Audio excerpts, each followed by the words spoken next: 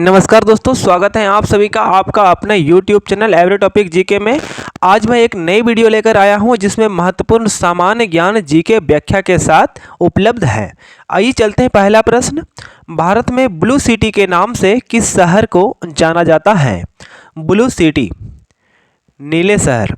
Answer हो जाएगा जोधपुर। जोधपुर नगर की स्थापना राव जोधा ने 12 मई 1459 को किया गया था। जोधपुर थार के रेगिस्तान के बीच अपने ढेरों शानदार महलों, दुर्गों और मंदिरों वाला प्रसिद्ध पर्यटन स्थल भी है। वर्ष प्रयत्न चमकते सूर्य वाले मौसम के कारण इसे सूर्य नगरी भी कहा जाता है। यह हमारा शहर रेगिस्तान के बीच होने के कारण अत्यधिक गर्मी से बचने के लिए सभी अपने घरों को नीले रंग से पेंट किया जाता है ताकि घरों में ठंडी महसूस हो। इस कारण इसे ब्लू सिटी कहा जाता है। Blue city. अगली क्वेश्चन है, सती प्रथा का अंत करने के लिए किस भारतीय नेता ने प्रयत्न किए थे? सती प्रथा का अंत। आंसर हो जाएगा इसका राजा राम मोहन राय। सती प्रथा में विधवा पत्नी मृत पति की चिता के साथ जिंदा जल जाती थी। उस वक्त अधिक उम्र के पुरुष की शादी कम उम्र की लड़की के साथ कर दी जाती थी। फिर उस पुरुष की मृत्यु हो जाने पर लड़की को भी उसकी लाश के साथ जलने पर मजबूर किया जाता था।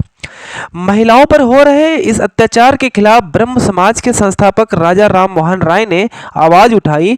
उन्हीं के प्रयासों से 4 दिसंबर 1829 को ब्रिटिश सरकार द्वारा भारत में सती प्रथा पर पूर्ण रोक लगाई गई। सती प्रथा में कितना बड़ा कुप्रथा था ये आप लोगों को देखने को मिलेगा भारतीय समाज में। जब किसी लड़की की पति मर जाते थे और मरने के उपरांत समाज के हजारों लोग एक साथ उसके कान में एक ही बात बोलते थे, अब तुम्हारा जिंदगी में कोई नहीं है, तुम्हारा यहाँ रहना अच्छा नहीं है, यदि तुम जिंदा रहोगे तुम्हारा पति को स्वर्ग में स्थान नहीं मिलेगा। ऐसे बहुत सारे बातें बोल बोल कर उसको इतना दबाव बनाया जाता था कि वो जिंदा रहते हुए एक स्वप्न में चले जाते थे और अपने दिमाग को वो कंट्रोल नहीं कर पाते थे कि वो खुद क्या कर रहे हैं और वो उसको जलना पड़ जाता था। भारतीय समाज की ये सबसे बड़ा कुप्रथा थे स्त्रियों के खिलाफ। स्त्रियों को जिंदा जलना और सभी समाज के लोग उसके लिए खुशी मनाना कि आज ये सती होने जा रहे हैं, ये कितना बड़ा अभिशाप था हमारे समाज में। क्योंकि उस समय हमारे समाज ऐसा बिखरा पड़ा था कि किसी भी प्रकार की शिक्षा एजुकेशन नहीं था और लोग अनेकों प्रकार के ग्रंथों पर विश्वास करते थे। और आज भी वैसे लोग बहुत सारे समाज में पड़ा हुआ है जो इस सभी चीज़ों को मानते हैं, आज भी भगवान पे भरोसा करते हैं, धर्म को मानते हैं। ऐसे लोग हमारे समाज के लिए अभिशाप हैं। जैसे जैसे लोगों ने सती प्रथा पर अंत किया, आज हमारा अच्छा समाज आगे बढ़ रहा है, जिसके कारण आज विकास भी अच्छी हो रहे हैं। लेकिन इस सब प्रथाओं के कारण हमारे समाज का ग्रोथ कभी संभव नहीं था। लॉर्ड कॉर्नवालिस द्वारा अस्थाई बंदोबस्त की पद्धति कब लागू की गई? अस्थाई बंदोबस्त की पद्धति। आंसर हो जाएगा इसका 22 मई 1793 को। अस्थाई बंदोबस्त अथवा इस्तमरारी बंदोबस्त ईस्ट इंडिया कंपनी और बंगाल के जमींदारों के बीच कर वसूलने से संबंधित एक अस्थाई व्यवस्था हेतु सहमति समझौता था, जिसे बंगाल में लॉर्ड कॉर्नवालिस द्वारा 22 मार्च 1793 को लागू किया गया था। इसके द्वारा तत्कालीन बंगाल और बिहार में भूमि कर वसूलने की जमींदारी प्रथा को आधिकारिक तरीका चुना गया था। बाद में यह कुछ विनियामकों द्वारा पूरे उत्तर भारत में लागू किया गया था। अस्थाई बंदोबस्त। अगली क्वेश्चन है, भारत में अबरक का सर्वाधिक उत्पादन कौन से राज्य से होता है? अबरक का सर्वाधिक उत्पादन। आंसर हो जाएगा इसका आंध्र प्रदेश। बहुत जगह झारखंड बिहार मिलेगा। भारत के आंध्र प्रदेश राज्य में सर्वाधिक अबरक का उत्पादन होता है। आंध्र प्रदेश वर्ष 2013-14 में 7626 टन के उत्पादन के साथ भारत में अबरक का सबसे बड़ा उत्पादक राज्य है। भारत में अबरक के शीर्ष 4 प्रमुख उत्पादक राज्य क्रमशः आंध्र प्रदेश, राजस्थान, बिहार और झारखंड है। अबरक के उत्पादन में भारत का विश्व में 8वां स्थान है। अगली क्वेश्चन है, हाइड्रोजन बम किस सिद्धांत पर कार्य करता है? हाइड्रोजन बम किस सिद्धांत पर कार्य करता है? आंसर हो जाएगा नाभिकीय संलयन। नाभिकीय संलयन वह प्रक्रिया है जिसमें दो प्रकाश परमाणुओं के नाभिक एक नए नाभिक का निर्माण करते हैं। दो हल्के नाभिक मिलकर भारी नाभिक का निर्माण करते हैं। हाइड्रोजन बम को परमाणु बम से 1000 गुना ज्यादा ताकतवर माना जाता है। हाइड्रोजन बम एक बड़े विस्फोट का कारण बनते हैं क्योंकि शॉक वेव्स, ब्लास्ट, हीट और रेडिएशन सभी की पहुंच परमाणु बम से अधिक होती है। अगली क्वेश्चन है, कौन सा पदार्थ पृथ्वी पर तीनों अवस्थाओं में पाया जाता है? कौन सा पदार्थ? आंसर हो जाएगा इसका पानी। वाटर जो है तीनों अवस्थाओं में पाया जाता है।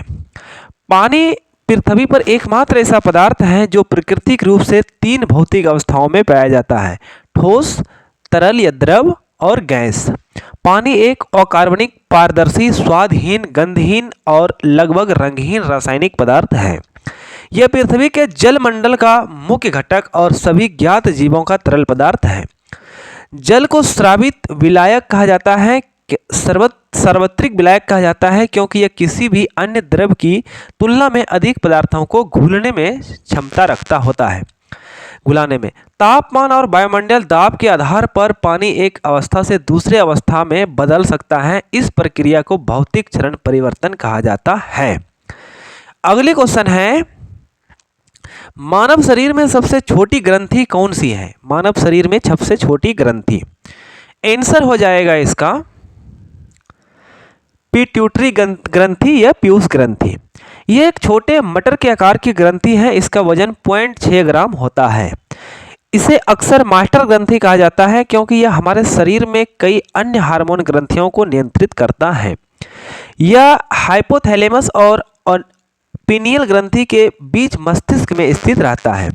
यह मस्तिष्क के तल पर हाइपोथैलेमस ग्रंथि के निचले हिस्से से निकला हुआ उभरा है और यह एक छोटे अस्थिमय गुहा में दृढ़तानिका रज्जु से ढका हुआ होता है जिसे प्यूसिक ग्रंथि रहता है। उसे प्यूसिका खात कहते हैं। जिसमें प्यूसिक ग्रंथि उपलब्ध रहता है, प्यूसिका खात कहते हैं। अगली क्वेश्चन है, प्रोटीन किस गैस का प्रमुख यौगिक होता है? प्रोटीन, आंसर हो जाएगा इसका nitrogen gas. Nitrogen gas. Protein amino acid नामक अणुओं से बने होते हैं और सभी जीवित जीवों में पाए जाते हैं। प्रत्येक एमिनो एसिड में 4 तत्व होते हैं, हाइड्रोजन, ऑक्सीजन, नाइट्रोजन और कार्बन। साथ ही साथ कुछ मामले में सल्फर होता है। प्रोटीन मैक्रो मॉलिक्यूल्स या बड़े पैमाने पर बायोमॉलिक्यूल्स हैं जो अमीनो एसिड अवशेषों की एक या अधिक लंबी श्रृंखलाओं से बने होते हैं। नाइट्रोजन गैस उपलब्ध होता है। अगली क्वेश्चन है, सूर्य के प्रकाश की सहायता से मानव शरीर में किस विटामिन का निर्माण होता है? सूर्य के प्रकाश की सहायता से, आंसर हो जाएगा विटामिन डी का। Vitamin D. सूर्य के प्रकाश के संपर्क में आने से मानव शरीर में विटामिन डी का निर्माण होता है। विटामिन डी वसा में घुलनशील सेकोस्टेरॉइड का एक समूह है जो कैल्शियम, मैग्नीशियम और फास्फेट के आंतों द्वारा अवशोषण और कई अन्य जैविक प्रभावों को बढ़ाने के लिए उत्तरदायी है।